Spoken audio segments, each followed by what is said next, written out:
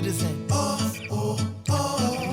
Out of many we are world citizens. Same vision is for equal rights and justice for the people them. What's happening to this beautiful world that we're living in?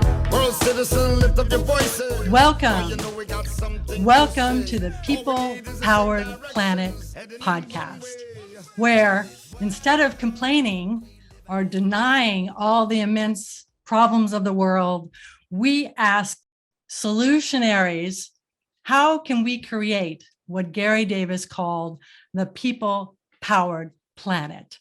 It's a planet where people partner in creating a world that works for everyone, including nature. So my goodness, oh my gosh. I am so thrilled today to introduce our guest speaker, Dr. Riane Eisler, who is internationally known for her groundbreaking work as a system scientist, futurist, and historian. She wrote a bestseller book, The Chalice and the Blade. I say everyone should read this book. Incredible. It's actually changed my world view. It's in 57 printing right now, so you want to get the latest edition. There are 30 editions around the world in other countries, and oh my gosh, what it's done. It's changed my worldview. It's made me look through the lens of the dominator partnerism social scale. So everything I look at now is like that, and that will happen to you too. It's amazing. So, oh my gosh, what a gift. What a gift. Partnerism. So what is partnerism? It's the social economic system that basically values and rewards caring for one another, nature, and our collective future. So incredible. Now I actually would like to take a moment to honor a very special person, David Lloyd, incredible person who was actually Riane's lifelong partner and collaborator in they worked a lot together. We just lost him. The world just lost him to COVID-19. He wrote this, he did a lot of work on Darwin. And so you want to see his book, Darwin's Lost Theory. He also did poetry. He did 100 Days of Love, and also Grandfather's Garden. So amazing person. So we want to honor him. It's also his birthday yesterday. So great. So now, Riane, I'm going to ask you the first question. I wondered if you could take us to a little bit more about your background, and specifically, how is it that you saw that partnerism, that the domination system is actually cause of a lot of our problems today? I mean, and doesn't have to be this way.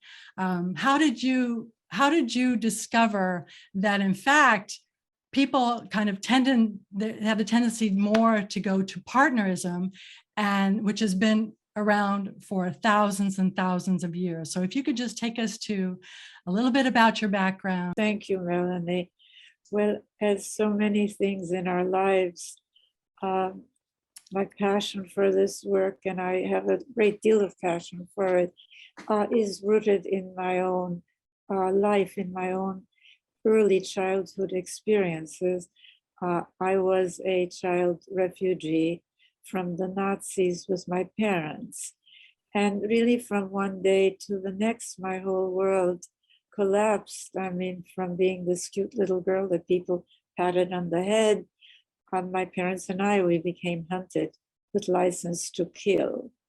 And those experiences, Crystal Night, when a gang of Gestapo men came to our house and dragged my father off, and witnessing as a young child violence, insensitivity, really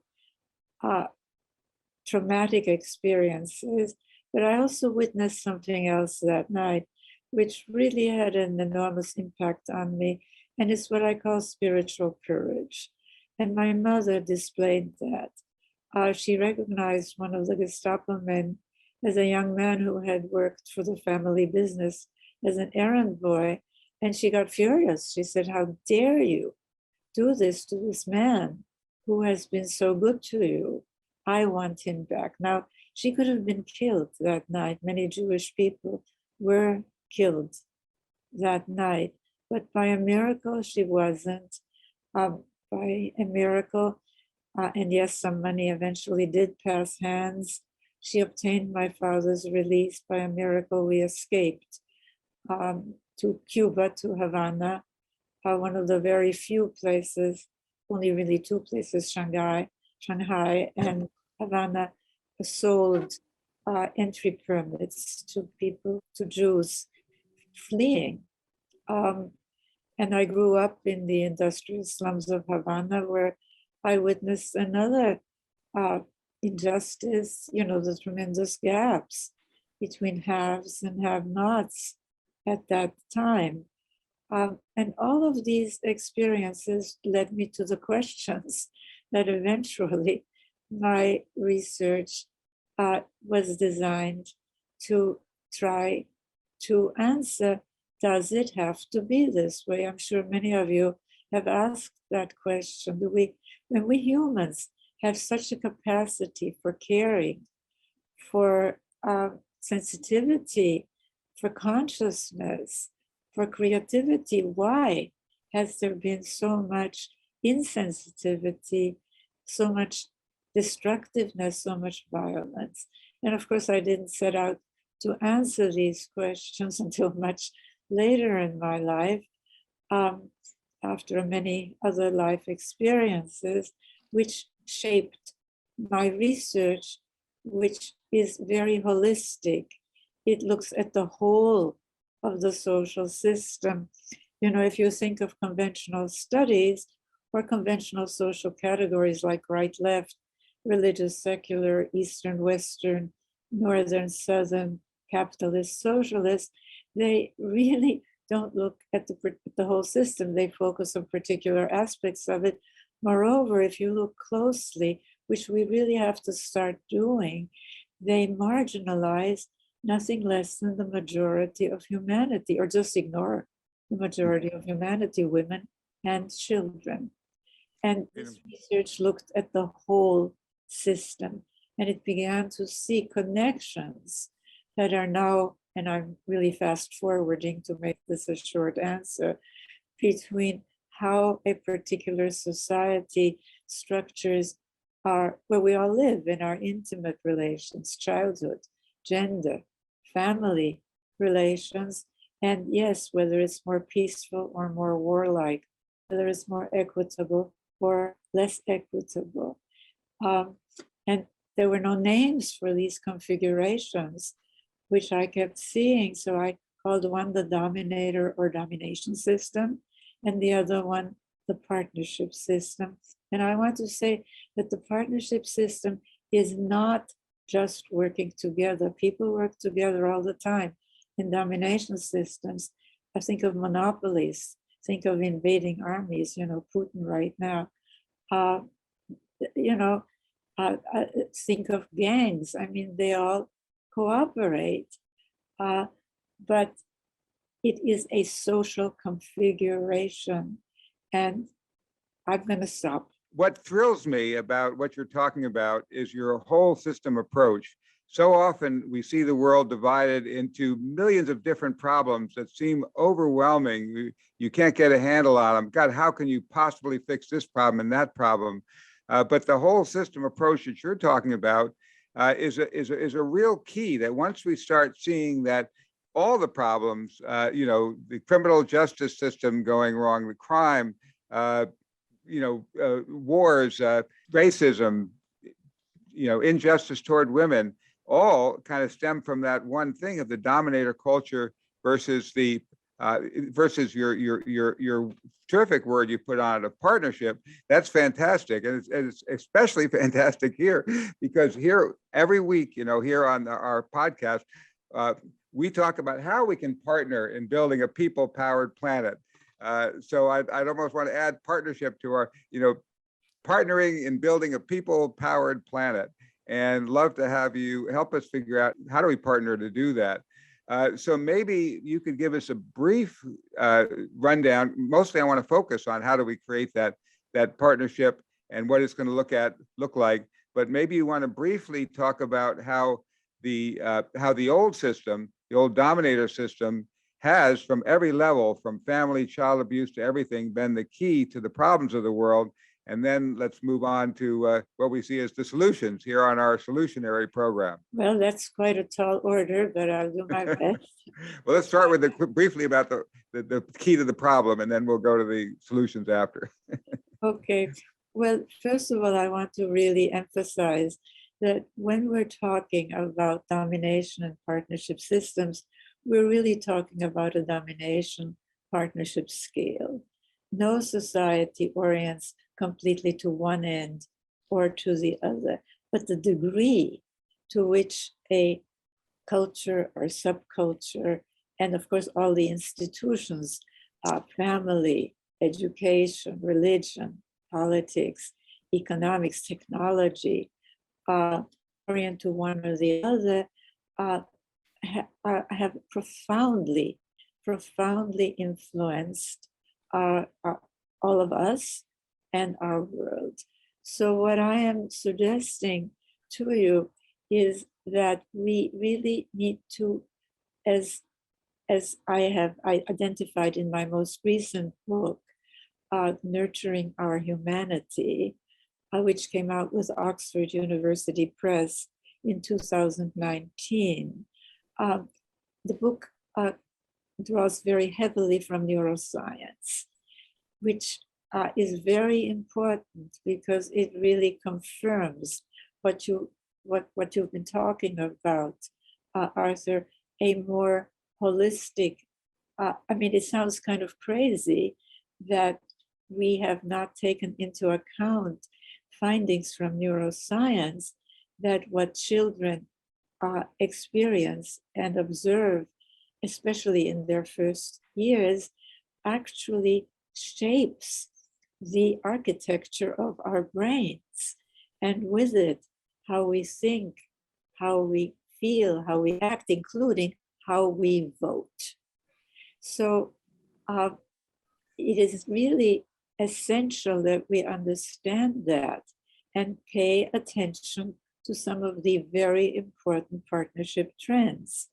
What we used to, what we were told is sound pedagogy, beating a child into submission, right? Today, we call it child abuse, which is exactly what it is. That's a very important partnership trend. The trend towards authoritative, because children do need some understanding of limits, versus authoritarian, nonviolent versus violent parenting. These are all very important trends to shift from the domination side to the partnership side. So I've identified 4 cornerstones, which we really have to pay attention to and not think of as, quote, less important. Because the media, of course, the media, is a mess, really. All media, including the media with focusing on, quote, alternative facts. I love that. Alternative facts? Give me a break here. But anyway, so the 4 cornerstones, and I will close this answer with them, and we can talk about each one. One is childhood. For the reason, look, if children, for example, observe violence or experience violence, what do they learn? In their families, they learn that using violence to impose your will on others is not only normal, but it's moral, right? That's what we were taught. Gender. I really want to emphasize this. We have been socialized, and by me, I mean not only regressives, but progressives, okay? People who consider themselves, advanced, to consider anything connected with gender as just a women's issue, right? Just a gender issue. In reality, it is a key social and economic issue. We have had, and I'll get back to that.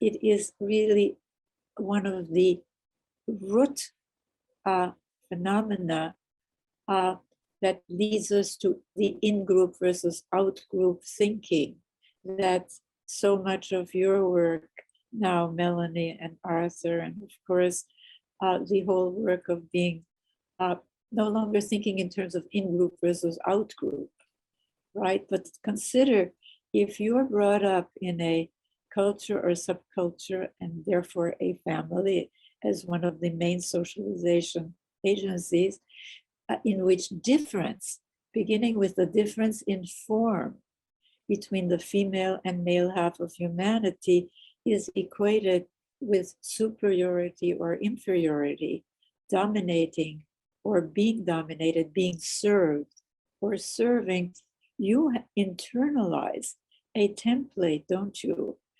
That to equate all differences, whether they're based on race, on religion, on ethnicity, on sexual orientation, with this in-group versus out-group thinking.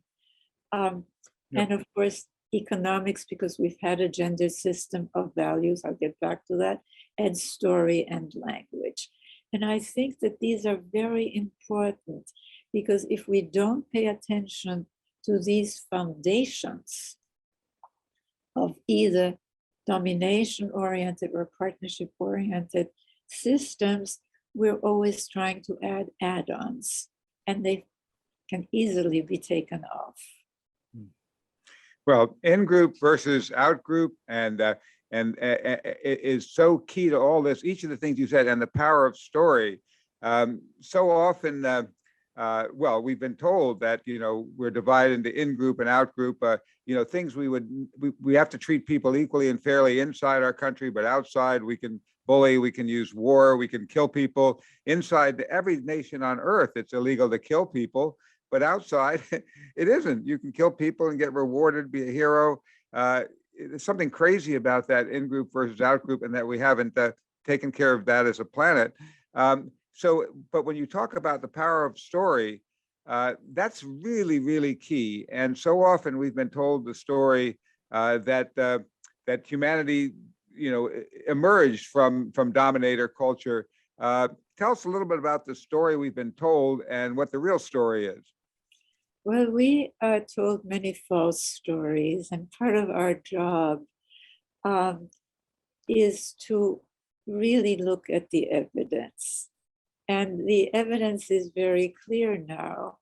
I'll start with my latest book, with Nurturing Our Humanity.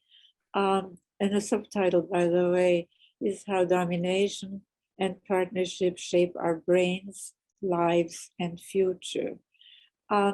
If I had been working, because it takes me a long time to do the research for my books, on this book for 7 years. And then I invited Douglas Fry, the anthropologist, Douglas Fry, to be my co-author, among other things, because he is one of the world experts on foraging societies. And that is how we lived for millennia. And Doug calls them the original partnership societies. They were not as contrasted to domination system. We're taught from childhood onward. Think of the caveman cartoon for a moment, which we think nothing of showing to a child before their brains, much less their critical faculties, are in place, okay? And what does it really tell us? In one hand, he's got a club, a weapon, right? With the other hand, he's dragging a woman by the hair, gender. It's very interesting. And we're told, well, that's how it has always been, and by implication, how it always will be. That is a false story.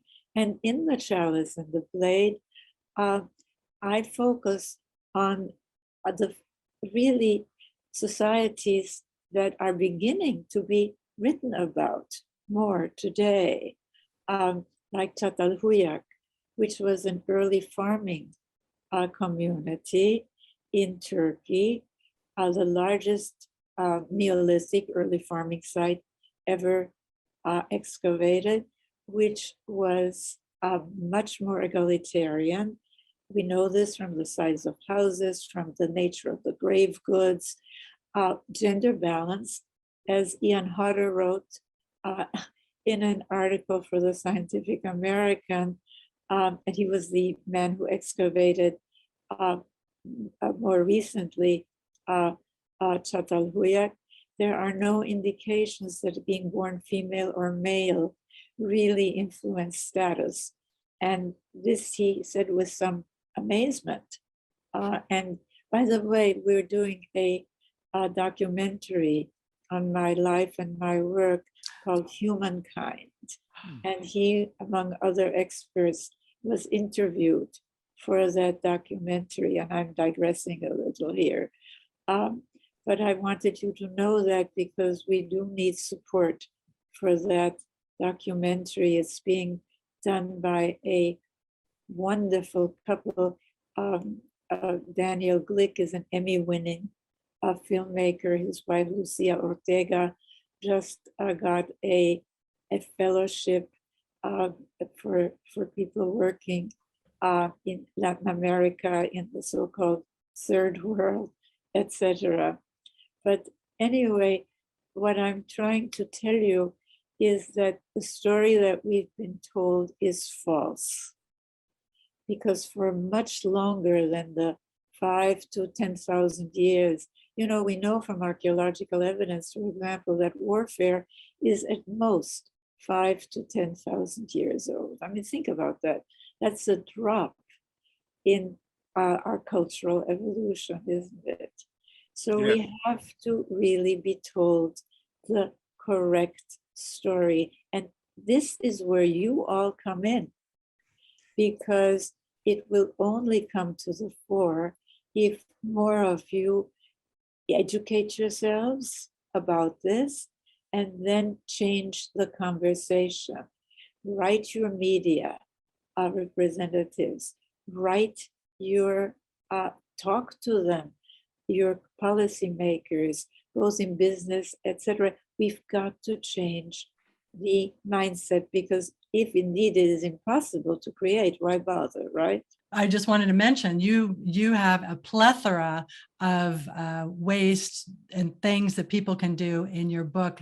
The power of partnership. It's like it's a guide, and you just amazing things that you can do to bring out this important message of our history, of actually what happened in the past. As you say, it won an award for the best self-help book of the year when it was published. And it's very different from most self-help books because of the holistic approach. It starts with how we relate to ourselves and how this is different, depending on the degree to which we've internalized the voices of either the dominator or the partnership, all the way to our spiritual relations, our relations with nature, which are really all of one, climate change denial, election result denial, COVID-19 denial. They're all part of the traumas that are really inherent in domination systems and follow the authority figure. In your book, Nurturing Our Humanity, could you just tell us a little of the story of Finland? Oh, yes. I'd be very happy to. Well, we have this notion that, first of all, that these nations that are distinguished because they have moved more to the partnership side. I mean, think about it for a moment. They have more equality, and not sameness, but the valuing of difference in both the family and the state, as compared to this authoritarian, because it's not coincidental. If you have this frame, a lot of things, people, I get so much mail from people saying, I now understand things, what you said, Melanie, because, you sort of wonder, why do we call regimes like, the Taliban or ISIS, conservative or traditional, when in fact they're not. They're domination regimes. But so are Nazi Germany and Stalin's former Soviet Union and Putin's Russia. I mean, consider, for example, that Putin in 2017 significantly lowered the penalty for family violence. Now, why do you think he did that? Because he, in his guts, understands what so many regressives understand, the connection of the kind of family we have. Yeah. And whether it's a dominator, a rigidly male-dominated, highly punitive, right? Male-dominated, authoritarian family, all of these regimes have as a top priority. I mean, think about that for a moment. Why would they, if that wasn't important? Why would Putin lower the penalty for family violence significantly so that it's much less now than, so if you hit your child or your wife or your partner, it's much less of a penalty than if you hit a stranger or kill a stranger. I mean, why would you? And Russia has a huge femicide rate, by the way, huge. So Nordic nations, they've moved more to the partnership side. They're not socialist. They have very caring policies, which takes us to gender and economics. They have really left behind this gendered system of values, which is part of domination systems, which elevates the stereotypically, this has nothing to do with anything inherent in women and men, but the stereotypically masculine, like domination, like violence, over the stereotypically feminine, like caring, caregiving, nonviolence. They have more caring policies, but it's not accidental, because as the status of women rises, so also does the value given to more stereotypically feminine. And I mean, we all know uncaring women and caring men. David Loy, my husband, was a very caring man. But it's only because he was able to leave behind the dominator gender stereotype of what real men are like, right? And there's a whole movement today to do that. That's a very, very important partnership trend. So the Nordic nations, and I really want to finish in a way, so forgive me, Arthur, they're not characterized by this in-group versus out-group thinking. They invest more proportionately in NGOs that help people they are not related to, because we're often told, well, they're homogeneous, well, they're socialist, which they're not. I mean, they have a very thriving business community precisely because they invest in caring for people starting at birth, and caring for our natural life support systems.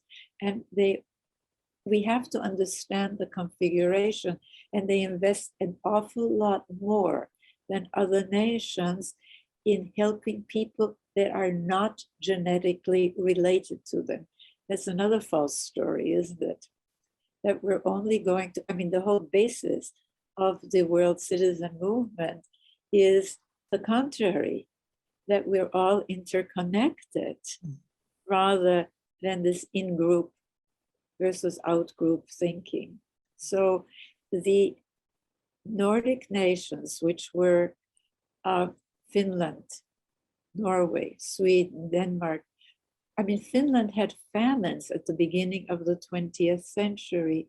Today, they invariably are in the highest ranks of the World Economic Forum's global competitiveness reports. They're not socialists, but they do care. They have caring policies. And not coincidentally, they also have the lowest gender gaps in the World Economic Forum's gender gap reports. And also not coincidentally, and this takes us back to nurturing our humanity, they rank very high in the top ranks of the world happiness surveys. So we've got to learn to really identify the struggle for our future is not between right, left, religious, secular, Eastern, Western, Northern, Southern. They've all had regressive, oppressive, violent regimes. It's between the domination and the partnership system configuration. Well, what you're saying is so key, and I think we see that played out in the world today, as you mentioned, in the conflict with Russia and with Putin, is that on both sides, people seem to feel like the only thing they can do is to fight in the dominator system. And over again, in the criminal justice system, for example, in the Nordic nations, as you mentioned, they've discovered that instead of punishment, that cooperative ways that help people develop work better. In wars, here we think that somehow, because this is so bad, we've got to use more military force against it. And yet the incredible successes in the world have been, as you mentioned, the nonviolent ones. For example, the first nations to break away from the mighty Soviet Empire did not do it with violence. The Baltic states, Lithuania and Estonia and so on, they did it with a singing revolution. Here, this incredibly autocratic, incredibly powerful KGB oppressive, super oppressive regime, they successfully pulled out of it and defeated it with a singing revolution that confronted the tanks with people singing. That when I went to visit Lithuania, well, I met with the first head of state of Lithuania, who led the singing revolution, and everywhere there, people would. Just the tour guide said, I was on the top of a building identifying tanks coming down this way to try to take our TV station, and all the people would rush toward the tanks and block the tanks, and they won. And yet, because that powerful thing happened and didn't fit the dominator culture story that we hear over and over again, most people hardly even know about it. They hardly even know about the incredible nonviolent revolutions, because the story we're told is, and the news covers it, when it's violent. And in one situation in South Africa, where there's a big confrontation brewing and then nonviolence prevented it, the news report said, a major clash was about to happen, be so-and-so, but then nothing happened. And then they go on to the other news, if it didn't bleed, it didn't lead.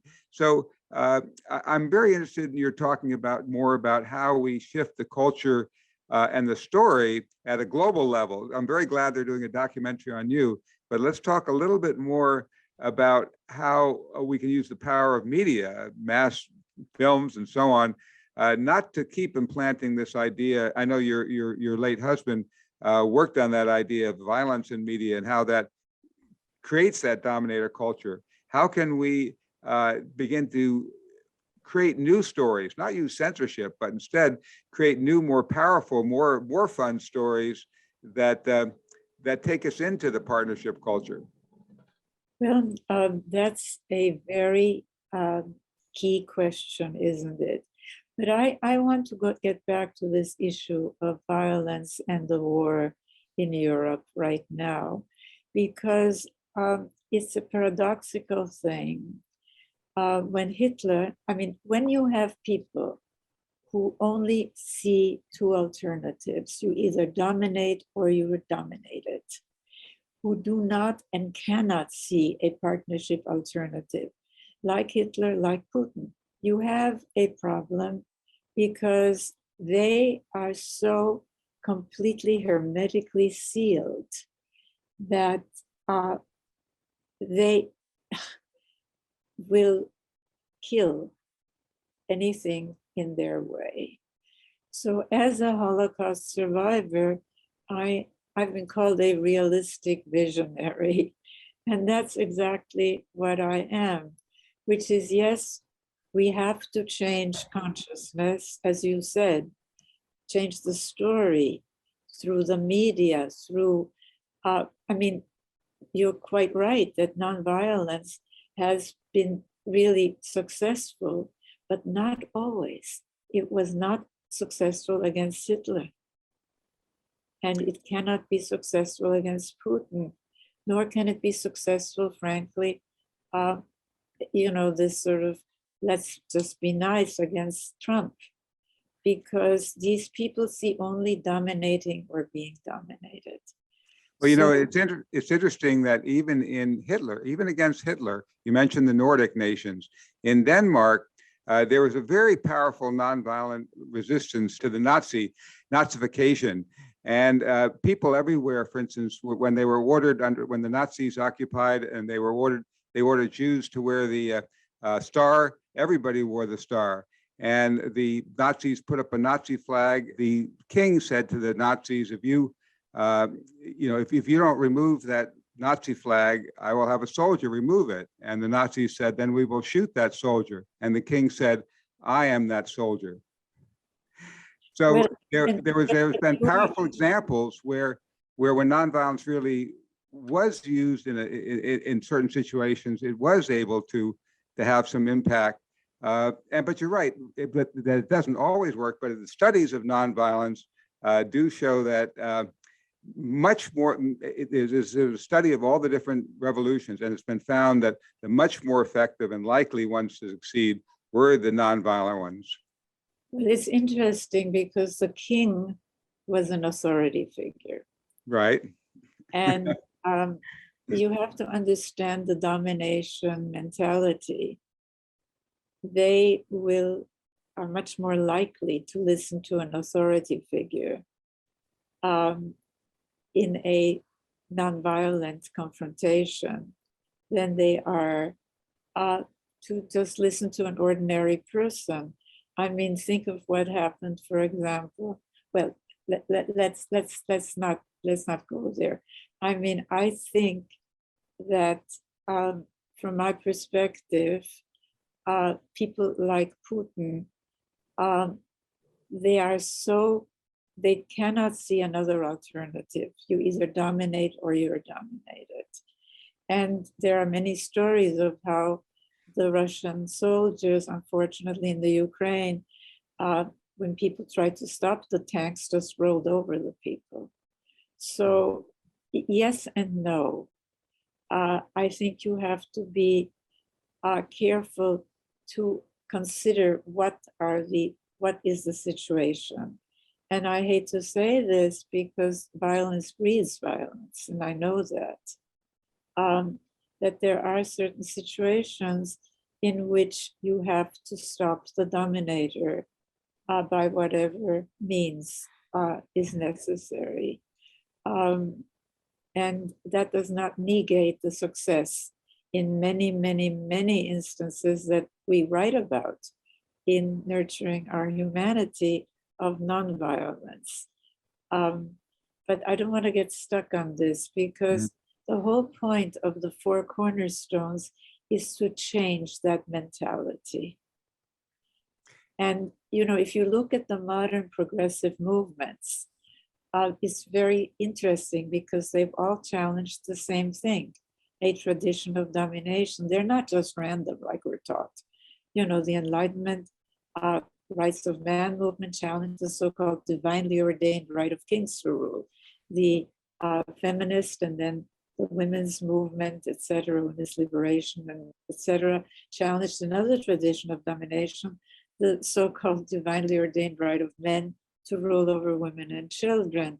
The abolitionist and then the civil rights, the Black Lives Matter movement challenged another tradition of domination, the so-called divinely ordained right of a quote superior race to rule over an inferior one, all the way to the environmental movement challenging another tradition of domination, our so-called hallowed conquest and domination of nature, right? But they have not paid enough attention to these four foundations: childhood, gender, economics. The economic reward system rewards the wrong things. That's just that simple. And story and language.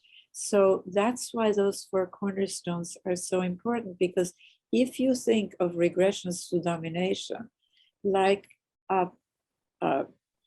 Putin's Russia or the former Soviet Union, they were built upon the four cornerstones. Always. The family had a huge impact. Trump, I mean, that 70 million Americans voted for a, quote, strong man, should tell us something about where, the traumas. I mean, domination systems are trauma factories, starting in families, but also through poverty. And they create artificial scarcities, domination economics. It isn't just capitalism, trickle-down economics is just, think about it. It's like in feudal times, contenting yourself with the scraps falling from the opulent tables of those on top. It's not new. It's Chinese emperors. It's Indian pashas. It's Arab sheiks. So what I'm talking about is you really have to change the economic reward system, because the way we have it now, it's a domination economics, isn't it? Wow, you've given us so much incredible food for thought, and Melanie and I could ask you questions forever, but we have a lot of people waiting in the chat. And one of the people who is with us today, Tom, runs our YouTube channel and runs some of the other parts of this. And he actually was the first person who suggested when we wanted to have our club here that we call it a podcast. And together I told him, hell yeah, let's call it the People Powered Planet Podcast. So Tom, because he's actually sick today and he's still trying to run this, but he doesn't have a voice, he's a great artist. And so he submitted his question as in advance as art. So let me go ahead and just share the screen a second to give his question, and then Melanie will lead the rest of the question period. So Tom's question was, instead of just talking about it, how do millions of us actually do something? How do we collaborate to create, synergize, and change our species, combine cultures, thoughts, and action for future generations? And now this question actually grows out of the film, where in the movie, Garry talks about how, to create governance, a partnership governance of the people, it could just start with an interactive app that helps people cross these political boundaries and come to common synergistic grounds and help us. We see in our world, apps that start off as, two college students doing something and they end up having 1 billion people in them, that maybe there's new ways that that we could actually use these tools of the internet to come together as a species. So do you have any comments on how do we collaborate as a species with our combined thoughts and actions? Well, that is the real question for our future. And I think that there are many things to focus on. We at the Center for Partnership Systems, for example, have developed tools that people can use. One tool, and it's available for free. You can download it at centerforpartnership.org in both English and Spanish. It is the Caring and Connected Parenting Guide. Very respectful of the fact that people who have been exposed to domination parenting tend to replicate it, are traumatized, but really based on the latest neuroscience. Another tool that we're working on, which is really, really important, are new metrics. How do we change what is considered valuable or not valuable? GDP is a crazy metric, or GNP. I mean, it includes activities that actually harm and take life. I mean, think about it. selling cigarettes, the resulting medical costs, the resulting funeral costs, they're all great for GDP. They make it go up. A tree is only part of GDP when it is dead, as a log, when it's cut down. And that takes me to the other real shortcoming of our current metrics, which is that they fail to include, and I wrote a whole book on this, it's called The Real Wealth of Nations, and the subtitle is Creating a Caring Economics. And our present socialism as well as capitalism ignore the three life-sustaining sectors. The natural economy, for both Smith and for Marx, nature was there to be exploited. There isn't anything in there about caring for our natural life support systems. As for caring for people, which is the household economy, for them, they replicated the domination idea that was current, because they came out of the 1700s and the 1800s, for goodness sakes, early industrial times, which were much more domination oriented. So they saw the work of caring for people, which was done, of caring for the ill, for the elderly, etc., as just reproductive work to be done for free by a woman in a male-controlled household. So much so that even as late as when Marx wrote, in most jurisdictions, because my background is it's very multidisciplinary, also an attorney, went to the UCLA Law School, she could not sue, think about it, she could not sue for injuries negligently inflicted on her. Only her husband could for loss of her services. So no wonder they saw it as just reproductive rather than productive. And we know from neuroscience now that the most productive work for that high quality human capital that economists keep telling us is essential, right, is the most important, quote, capital in the post-industrial knowledge service era, it largely hinges on the quality of care and education children receive early on. We know this from neuroscience. We need to move to a different economics, okay? So why the new metrics, the social wealth index, is to precisely show the economic value of the work in both the market and non-market sectors, of the work of caring for people, starting at birth, and also caring for our natural life support systems. We have to have these metrics, and we are working to develop them. We're also working on a partnership technology toolkit. What does that mean?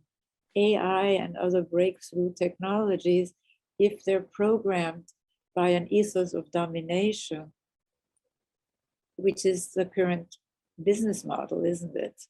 They're gonna take all of us to destruction. We're developing with a small grant from the Ford Foundation, a partnership technology toolkit. And I am suggesting to you that you make available to everyone these tools, have them support their development, because unless we really change those four cornerstones, childhood, gender, economics, and get rid of this hidden system of gendered values, recognize that it has nothing to do with anything inherent in women and men. Men to this day have to give their lives because some guy on top wants, like Putin, wants more real estate, right? Men do not have a good, for all their privilege, they have a miserable situation in domination systems, don't they? And of course, story and language. Thank you, Riane, for mentioning that, just what you said about men, because that puts it, hopefully, in a different perspective for people, and it's for especially men. And I think it's just such an incredible knowledge you've given us and perspective, and having the 4 cornerstones. And then for people who are outside the box, or they're really entrenched in the domination system and they start killing, whether it's somebody shooting a bunch of people in the McDonald's, they need to be arrested. We need to have enough people knowing, oh, whoops, that person's out of our society. That person's not acting how we want our society to work. So we're going to put them, somewhere where they're away from the rest of the society. So thank you for mentioning all that. My goodness, we have more questions. We would like to go, speaking about economics, I met Neil, and just because of one person, I know about this, you and all this, and I'm so happy he's here. Neil. All right, thanks, Melanie.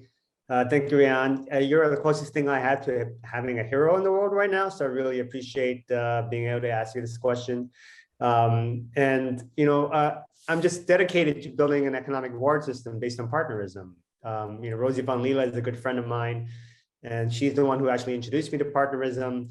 And I would love to, my question is, how can I find the other champions of partnerism around the world so we can all work together and collaborate and help and support each other? Well, I just want to keep that simple, very question, yeah.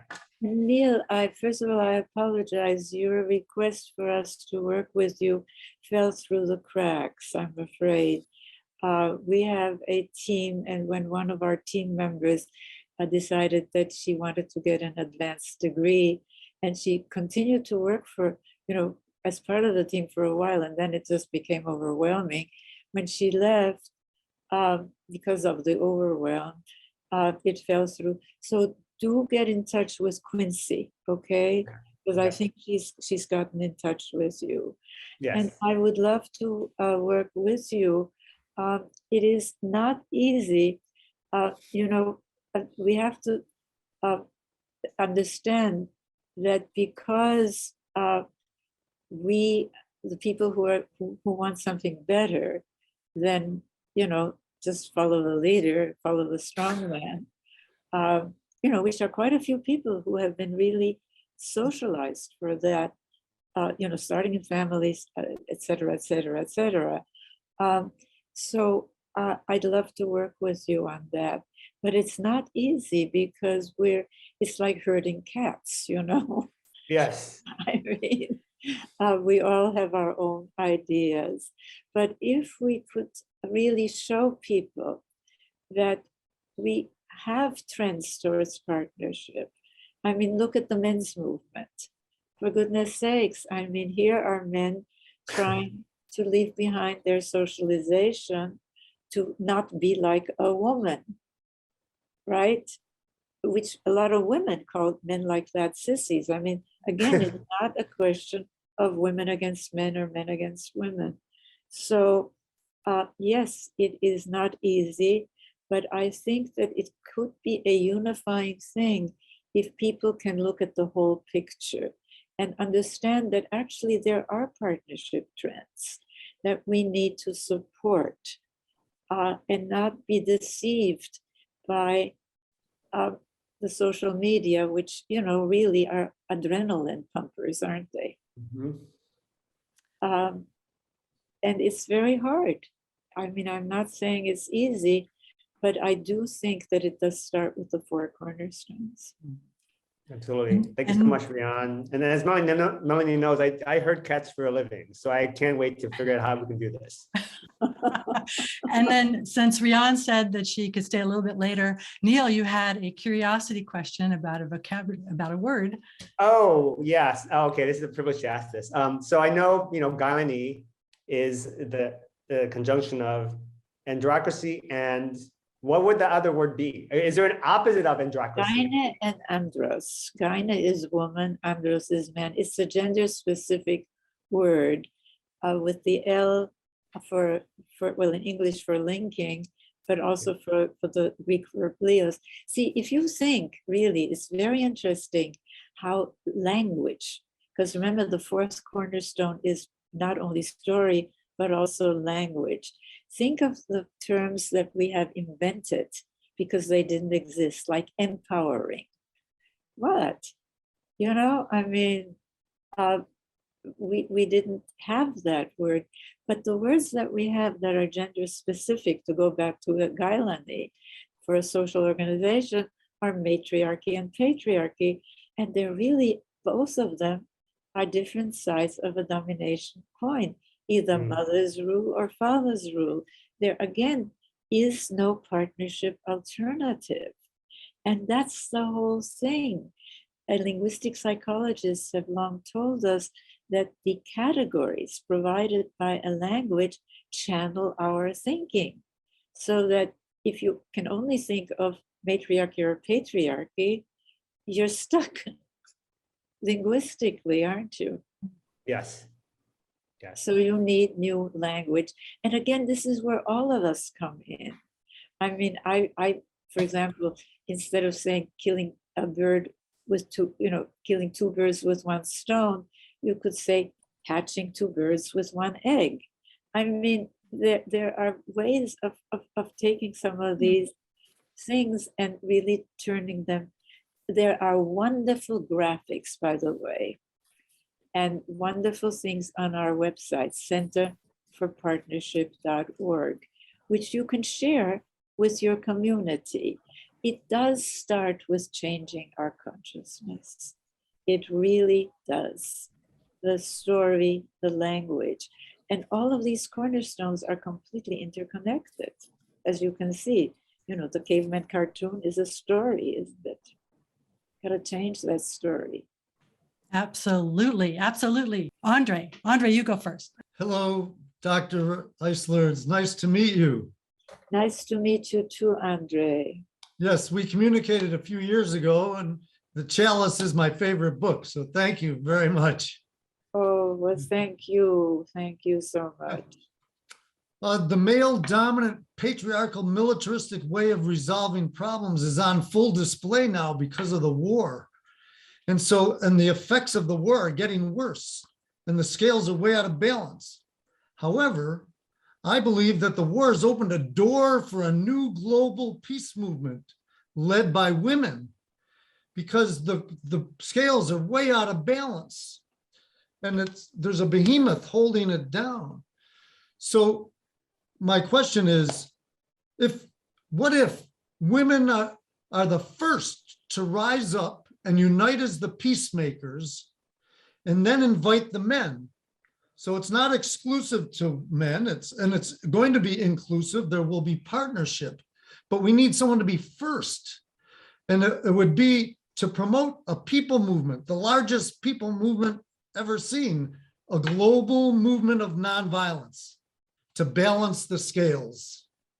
Well, I think that's so important. And if you look at the nations we've been talking about that have moved more to the partnership side, it is not coincidental that they have caring policies, a very generous paid parental leave, high investment in early childhood education and care, universal health care, etc. And the fact that about 50% of their national legislatures are female. And it isn't that women are nicer than men. It is that women are socialized to be the guardians because they're inferior, right? And caring is inferior in the domination system. They're socialized for that. So as the status of women rose in these nations, men also found it possible to vote for more caring policies.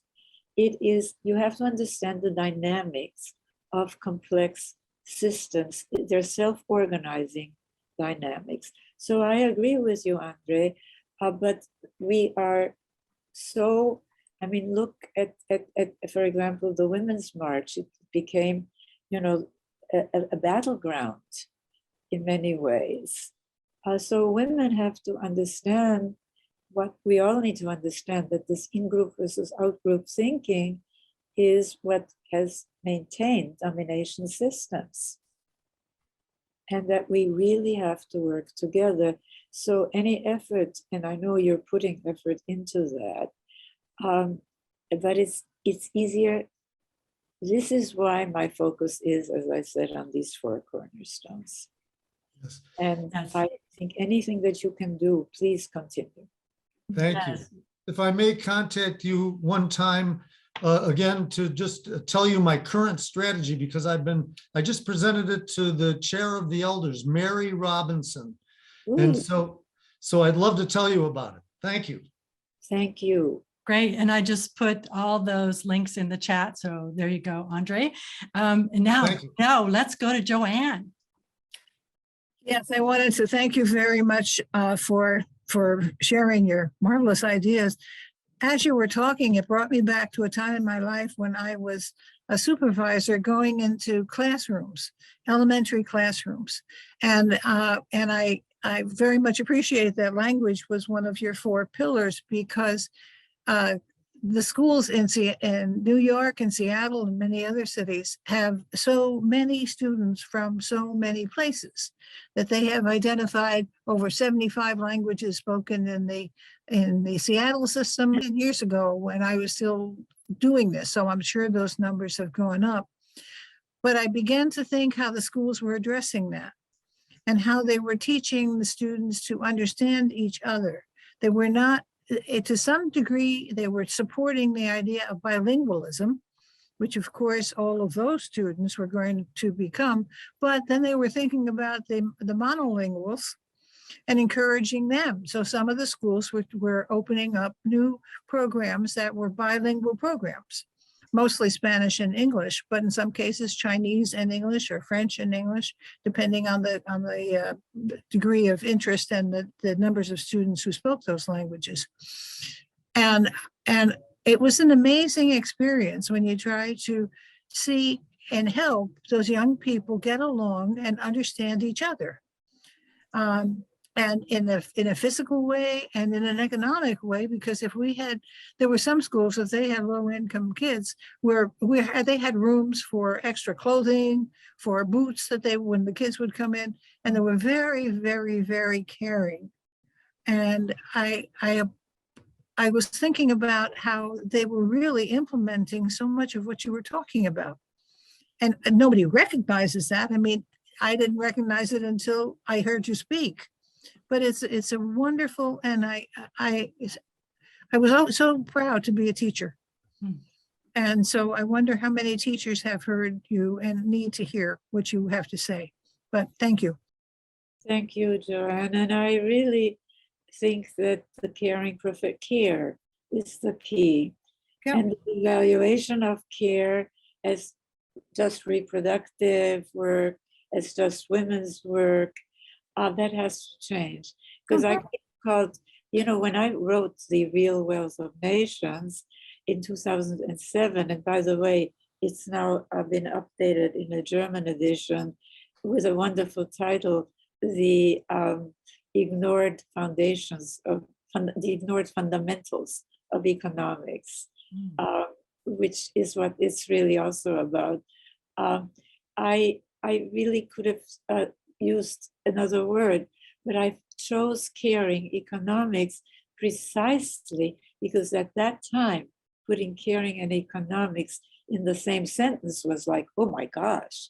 And today, our president is talking about caring. It got co-opted to just mean direct care rather than an economic system informed by care. But it really has to become, and this is where talking, as you said, to one another and changing the conversation is really a first step. I think that action follows from the change in consciousness, using some of the tools that I'm talking about, and recognizing that it is not hopeless, that there are actually partnership trends, but we need to show their social and economic and human and environmental importance. Yes, yes. And now for our last question, we'll go to Walt. Walt, go right ahead. Thank you. I'll leave it there instead of going on for an hour.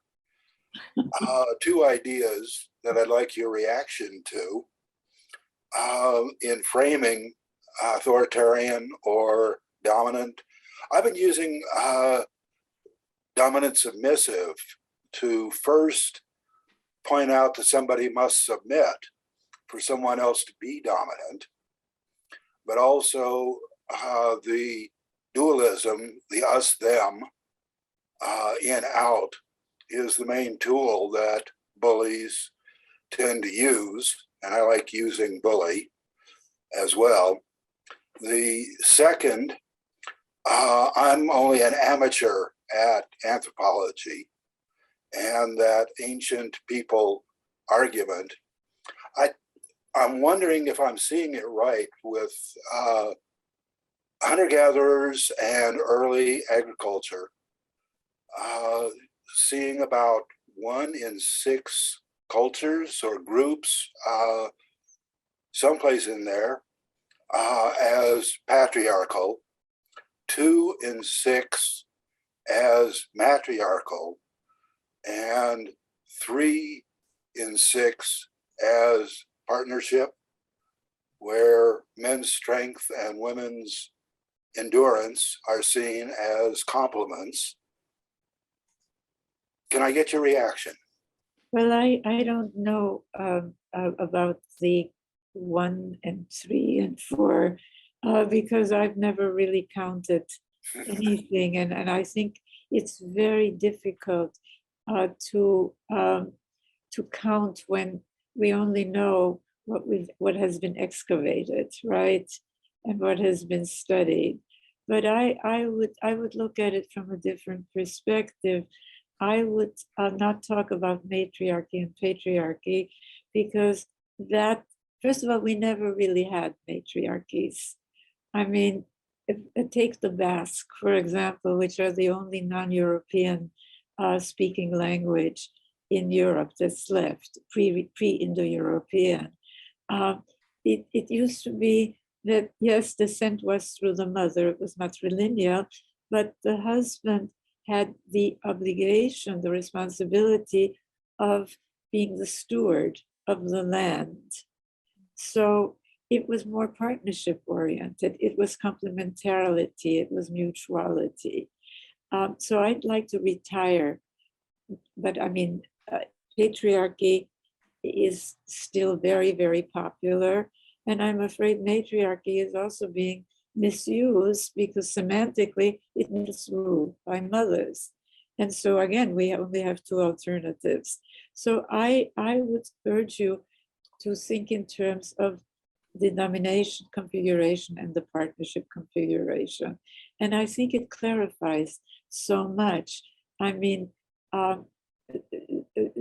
why was it the top priority for Hitler, for Stalin, for the Taliban, for Khomeini in Iran, for ISIS to keep women in their quote place, right?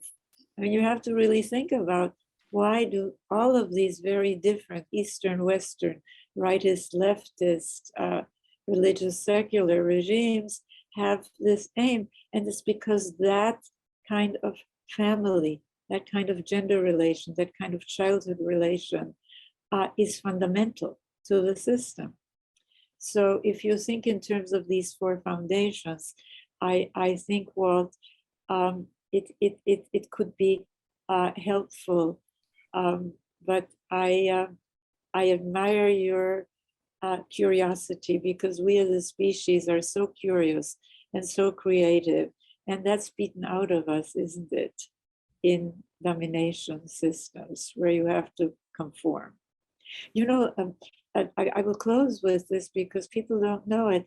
One of the studies of people who voted for Trump was that one thing they had in common was just a horror of women who deviated from the old stereotype of being, you know, subservient and supportive of the strong man, right? But the other thing, and it's fascinating, is the parenting styles. Instead of wanting, because curiosity made me think of it, to encourage children's curiosity, children's creativity, they were more concerned with conformity. than with, and that makes sense, doesn't it? So if we look at the basics, and then we don't expect everybody to really join the movement, to not think in in-group, out-group terms, but of our interconnection, to really change that where it begins, you know, with the denial that is actually the authority figure that's causing you pain, right? Riane, I just, my gosh, your curiosity, the research, the intense research you've done throughout your life. This has been such a gift. And I just want to thank you from the bottom of my heart for being here, being with us today. This is phenomenal beyond words. And now I would like to go back to Arthur. Arthur, take it away. Yes. Well, again, thank you so much. And I think you really put your finger on the crux of all of the key solution to the problems in the world today. And, you know, when you mentioned the us versus they mentality, and talking with education, we used to do a program, and here at Future Wave, we've created a program called Bully Proof. If you go to bullyproof.org, and it used animal totems, animal characters to teach kids more powerful ways than violence to handle their conflicts. And we did this program at many schools, had a calming effect on the whole school, et cetera. But we did it with kids who were incarcerated, and these were kids who'd gone to jail for sometimes murder. And we use these animal characters to let them do their own play. The kids would do plays and musicals, use the power of story, and they would create a play using these characters that showed that dealt with things in a more powerful way than violence. And the incredible thing that happened is these kids said, you know, if we had had these tools in the first place, we wouldn't be here in prison. We always thought we were always going to be picked on and bullied the rest of our life unless we, just like the hero in the movies, we blew away the bad guy and then lived happily ever after. But it didn't work that way. Our friends ended up dead. We ended up in jail.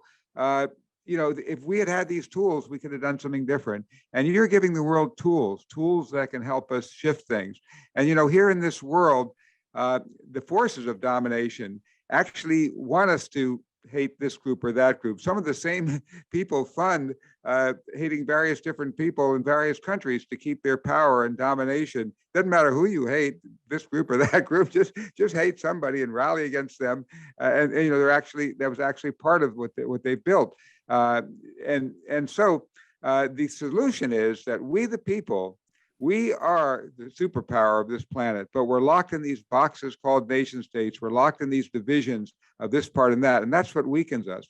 Once we begin to come together in a partnership, once we begin to break out of these borders and rise above them and connect across the political divides and find a way to reach develop the tools that allow us to develop synergy, where we come not just to me or you, who's right, who's wrong, but a better way than either of us started with, where we're really dialoguing, getting to know each other as people, and maybe even using, you know, programs, things like Zoom, but across the political boundaries, across the, you know, Arabs and Jews and whatever group, the opposites together, Russians and Europeans and Americans, and you start knowing people as people, as we did when I went to the Soviet Union, knew people as people, and I couldn't believe we wanted to blow up the world to kill these people who all they wanted to do was love Americans and get more of our T-shirts and our music and learn about us. You know, when we find a way to cross these boundaries and break out of those boxes, we can truly save our world from doom, and we can really turn things around. So this is a thrilling opportunity to have you here with us. You've talked about the power of story, and one powerful story you're working on is that there's a documentary about your life. Wow, we all need that story. We need that documentary. And you mentioned there were ways that we could help that documentary. Can you tell us a little bit about how can we help bring your story and the story of your life to the world? Well, I think that, of course, everything in this world requires that people get paid for their work, and the filmmakers need more funding. So if you want to donate, you can donate to our 501c3, Center for Partnership.org. And that would be one way. Another way is to simply, by word of mouth, spread the news about it and engage other people in supporting the project. They have some incredible interviews already with experts. On Crete, for example, a scholar who is an expert in the last European civilization, a so-called high civilization that oriented more to the partnership side, etc. So it's called Humankind. And as I said, the filmmakers are Daniel Glick, who's an Emmy-winning filmmaker, and his wife and partner, Lucia Ortega. Great. Well, let's all help that. And we will also suggest some resources to you that we found useful to us that might be useful to them. So, Great. Thank you so much. So whether it's bullies on the playground or nations acting like playground bullies in the world, we have to instill in all of those a better way to realize that each of these people need our help to open their minds to something that's more exciting for all of us, and we do that not by begging and pleading, but by creating something new that's so great that it attracts them to it. So let's work on that. And if many of you have more questions and more comments and are thinking, boy, wouldn't it be great to discuss all these ideas that are filling our heads some more, here's a chance to do it. Next week, we have our club social. And so you come back the same time and place, and you can share more of your ideas and thoughts on this. And we can talk more about how do we put this all together. So join us each and every week. We hope you'll become members because, as Riane said, you can come to this free, but we all need money to carry on. And if you actually become a member on that same page, peoplepoweredplanet.com, which takes you to our clubs page, that also is a way to help sustain us and to carry on this work and to get out these powerful messages to the world. And Riane, I'd also like to maybe share with you, Martin Sheen, wants us to develop a series growing out of Garry's book, My Country is the World. So I'd love to send you a copy of that. I don't know, you may not have time to read books, but to share with you that we want to get some of your partnership ideas instilled into that series. So we want to keep working with you. So thank you so much for joining us. Thank you, everyone. Have a great day. And thank you for being with us as we build a future in which we partner in a people-powered planet. Thank you all. You're all part of the movement to accelerate the shift from domination to partnership worldwide. World citizen, lift up your voices. Oh, you know we got something to say. All we need is the same directions, heading in one way. Thank you for watching. Please subscribe to our channel and like this video.